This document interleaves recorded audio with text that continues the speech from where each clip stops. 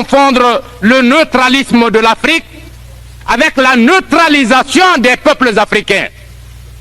Les peuples d'Afrique, il faut le réaffirmer, ne sont pas passifs, mais tout au contraire. Ils sont de plus en plus puissamment engagés par et pour l'Afrique, pour la justice et le progrès dans le monde. L'Afrique n'a besoin ni de recettes philosophiques, ni de théories doctrinaires. Elle a besoin de coopération loyale, désintéressée et d'amitié sincère. Monsieur le Président, honorables délégués, dans la déclaration qu'il a faite récemment à cette tribune, dans le débat général, le ministre des Affaires étrangères de la République de Guinée a eu l'occasion de vous exprimer toute la joie et la fierté qu'éprouvait le peuple de Guinée et son gouvernement à l'occasion de votre brillante élection aux hautes fonctions de président de la 17e session de l'Assemblée générale. Vos éminentes qualités, pour ce faire, nous faisons un appel particulier au gouvernement français pour accorder tout son soutien politique, matériel et moral à l'action du gouvernement algérien.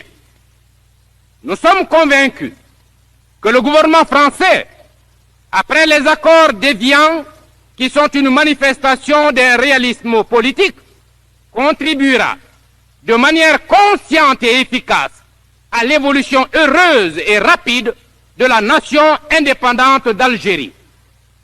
Le peuple algérien a un brillant avenir devant lui.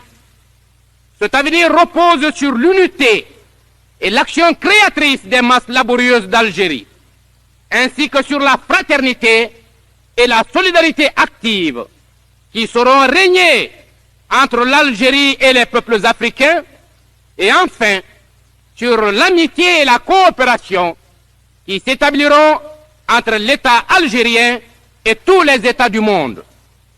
Sur le plan africain, il est devenu évident à cette tribune, nous entendons faire principalement appel à la personnalité internationale de votre organisation et à travers elle, c'est à la conscience universelle que nous voulons nous adresser.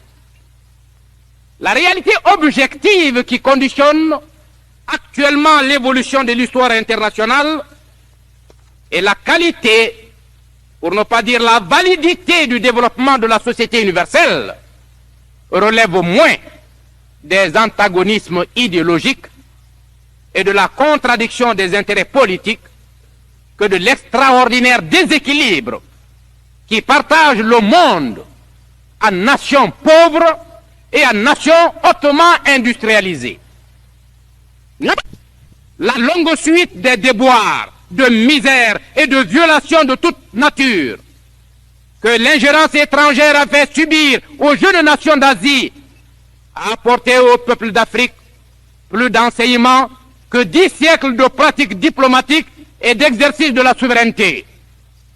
Dans ce domaine, ceux qui espèrent tromper la vigilance de l'Afrique sont les seuls trompés.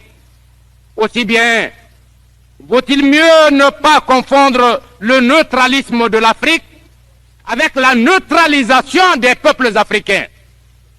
Les peuples d'Afrique, il faut le réaffirmer, ne sont pas passifs, mais tout au contraire. Ils sont de plus en plus puissamment engagés par et pour l'Afrique, pour la justice et le progrès dans le monde. L'Afrique n'a besoin ni de recettes philosophiques, ni de théories doctrinaires. Elle a besoin de coopération loyale, désintéressée et d'amitié sincère.